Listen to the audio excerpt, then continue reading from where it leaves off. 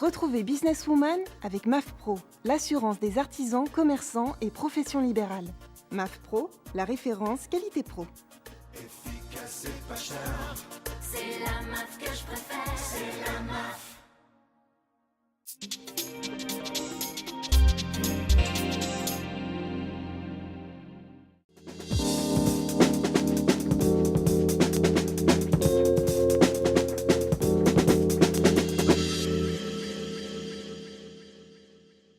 Bonjour à toutes et à tous, merci de nous suivre sur We Do Biz et Demain TV.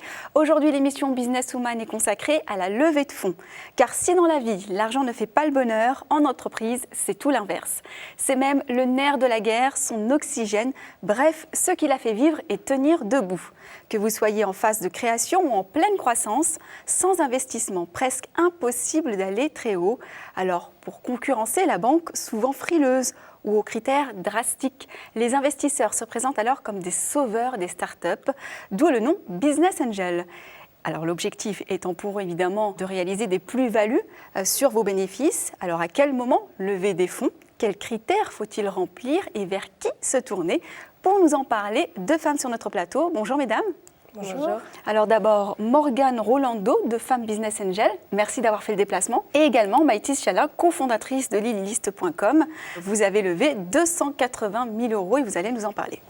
Tout à fait, c'est une levée de fonds qu'on a fait en avril 2011 auprès de trois réseaux de Business Angel. Donc Paris Business Angel, Femmes Business Angel, donc Morgane est l'une de nos investisseuses. Et Investissor, ainsi que deux business angels indépendants qui ont rejoint notre capital à ce moment-là. Alors, un tel montant, 280 000 €, vous existez depuis combien de temps? Ça va faire 4 ans maintenant qu'on existe. Est-ce que vous pouvez nous rappeler en quelques mots justement l'activité de Lilylist? Lilylist, c'est un service de liste de mariage et de voyage, ainsi que de blocs de mariage. En fait, les futurs mariés ont la possibilité sur notre site de créer leur liste d'envies de cadeaux et de voyages pour leur union. Leurs invités se rendent sur le site pour y participer et nos mariés ont ensuite la possibilité de dépenser la cagnotte qui a été ainsi accumulée sur les sites de nos différentes enseignes et voyagistes partenaires. Alors Morgane Rolando de Femmes Business Angel, j'imagine que des profils comme Maïtis, vous en avez énormément dans le réseau. On en a énormément dans le réseau. On reçoit chez Femmes Business Angel 350 dossiers par an.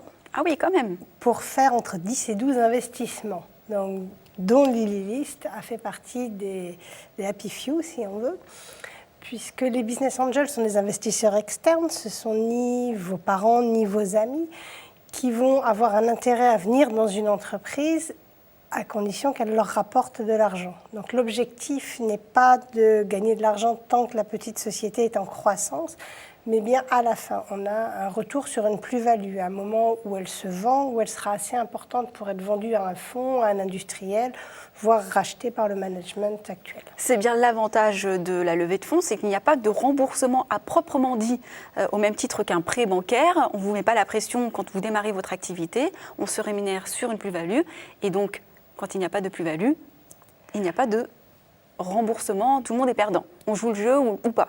Voilà, bon, on y va pour être tout le monde gagnant quand même. L'objectif, c'est le but, on le rappelle évidemment, on a bien compris. Mais effectivement, nous devenons actionnaires de la société, donc avec les mêmes droits, voire devoirs que les entrepreneurs au départ. D'où l'idée de bien sélectionner les entreprises, parce qu'effectivement, si l'entreprise va au mur, notre investissement fait de même. Alors justement, comment vous sélectionnez les dossiers des femmes entrepreneurs qui tapent à votre porte? Quels sont les critères justement pour qu'elles puissent bénéficier? Le premier critère, Femmes Business Angel sont des femmes investisseuses. Donc on n'a pas besoin que les entrepreneurs soient uniquement des femmes. On investit sur des sociétés menées par des hommes et par des femmes. Nous avons un ratio entre 35 et 40% de dossiers portés par des femmes, ce qui est très important, puisque la moyenne des dossiers ambitieux portés par des femmes est 10% en France. Donc on est quand même x3. Et les critères, ça va être un secteur porteur, une innovation. Qu'est-ce que l'entreprise amène comme valeur ajoutée sur un marché, soit un marché existant, soit un marché en création. L'innovation est très importante puisque les business plus traditionnels vont trouver des financements sur le marché auprès des banques que vous citiez tout à l'heure.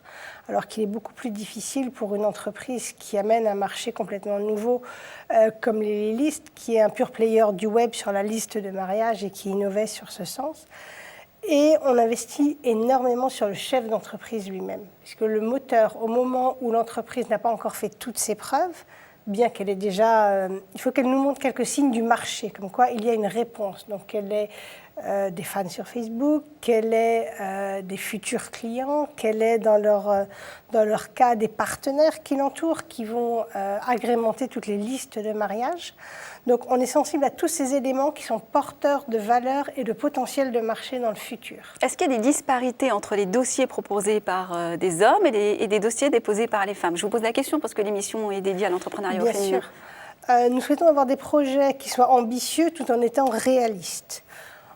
Ils sont tous ambitieux, mais on voit que l'aspect réaliste se retrouve en général chez les femmes et qu'on doit tempérer les ardeurs chez les hommes un petit peu plus. Pourquoi? Plus ambitieux, peut-être plus porté par l'effervescence ou l'enthousiasme peut-être de la création? Peut-être. Ou ils sont habitués à voir plus grand, et si. Alors que les femmes vont voir plus petit et...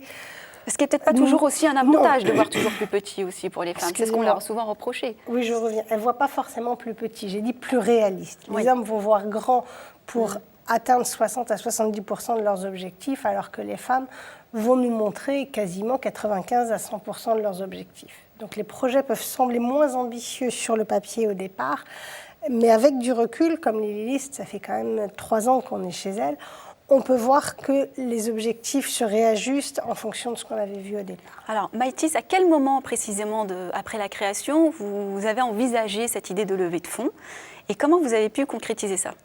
Alors, l'idée de la levée de fonds, c'est quelque chose dont on entendait parler, évidemment, étant dans le microcosme de l'entrepreneuriat, c'est forcément en tout cas des termes qu'on avait entendus.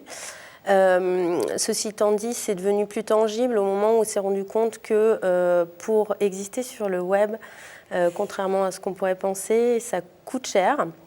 Donc on avait besoin de moyens pour communiquer, puisque cette levée de fonds a été quasiment intégralement consacrée à du marketing et de la communication.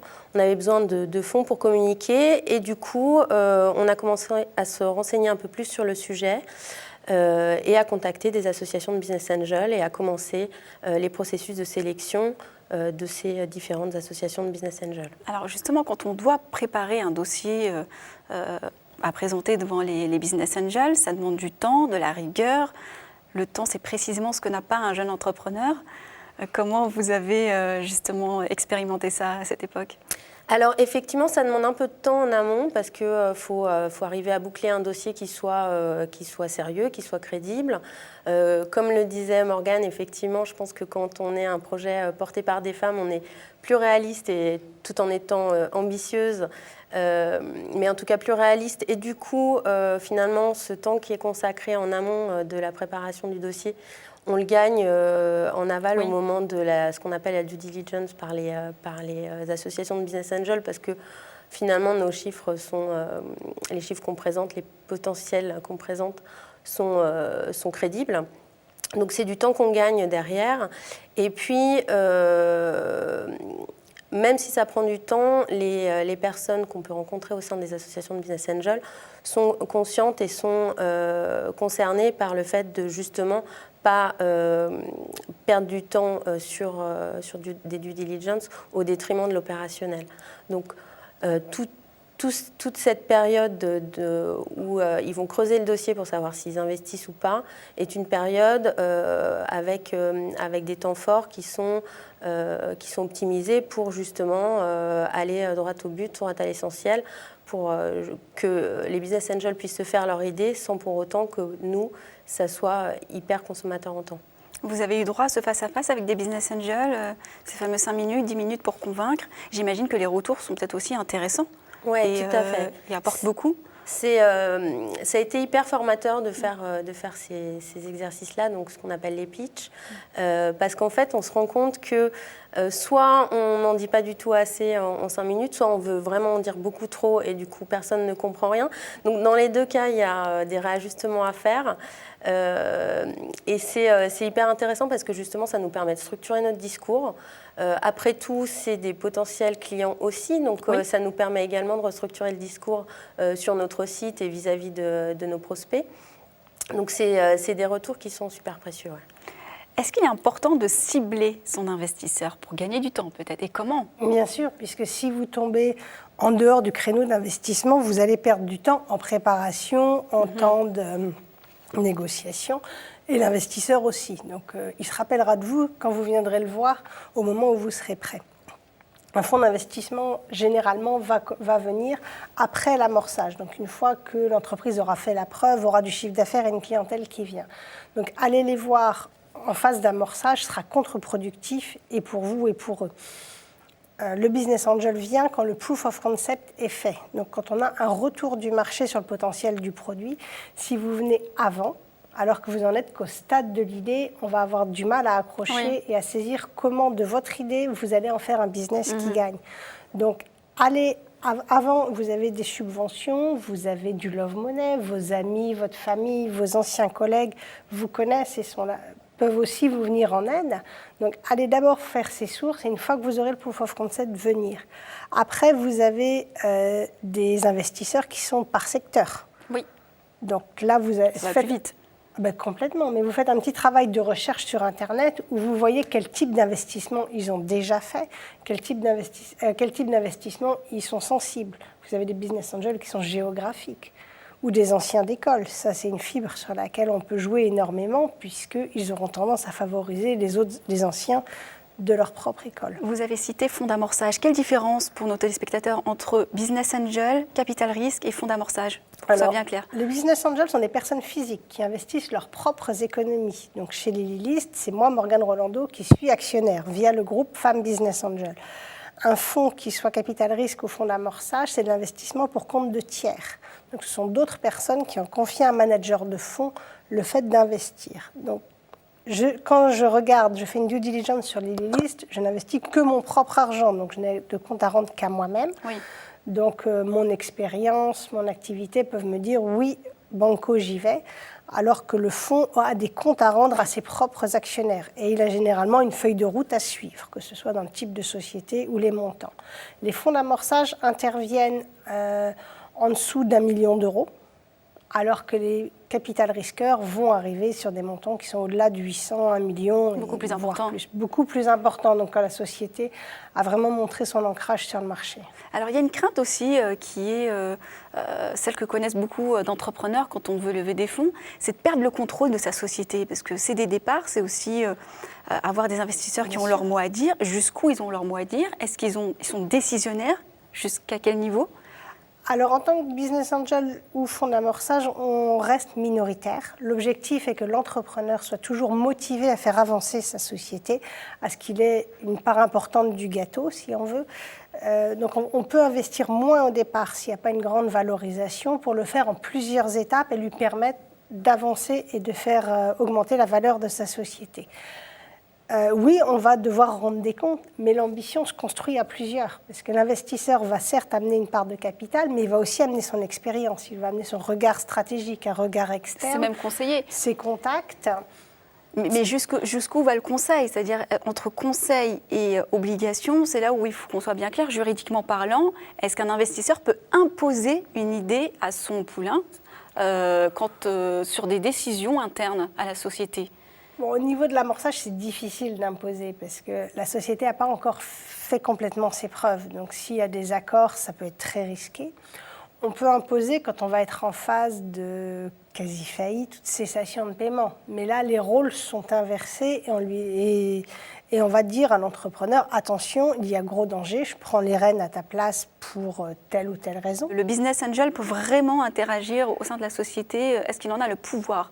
À partir d'un certain pourcentage, peut-être. À partir d'un tiers, à partir de 33%, vous avez une minorité de blocage. Voilà.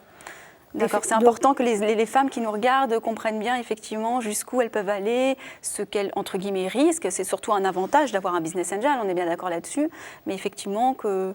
Et en même temps, les intérêts sont alignés, puisque tout le monde a intérêt à ce que la société gagne en valorisation. Donc s'écouter, prendre le temps de s'écouter, de voir les aspects de l'un et de l'autre sont très importants. Qu'on comprenne où veuille aller l'entrepreneur et que l'entrepreneur accepte d'écouter quelqu'un qui ne soit pas le nez dans le guidon. Puisque quand on est dans son entreprise, c'est du quasi 24 heures sur 24, on dort avec, on pense avec. Et donc ça peut altérer le jugement parfois. Donc c'est pour ça qu'il est bien d'avoir ces séances de conseil où on prend un petit peu de recul. Maintenant, pour arriver à des extrêmes, comme le business angel prend le contrôle, ça peut être une minorité de blocage et ça peut être dans le pacte d'actionnaires aussi. Donc le pacte d'actionnaires ressemble à un contrat de mariage, c'est un contrat sous seing privé qui n'est pas rendu public, mais qui se trouve entre les différents actionnaires. Donc si le business plan n'est pas respecté, si l'entrepreneur prend des décisions alors qu'il aurait dû en référer à ses actionnaires, il peut mettre la société en danger. Dans ce cas-là, l'actionnaire a effectivement une voie de recours. Merci à toutes les deux d'avoir répondu à nos questions et d'être venues sur notre plateau.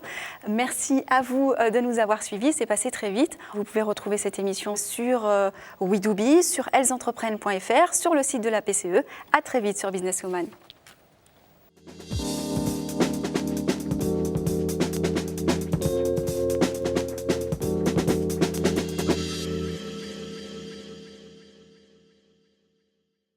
Businesswoman vous a été présenté par MAF Pro, l'assurance des professionnels depuis plus de 60 ans. MAF Pro, la référence qualité pro. Efficace et pas cher.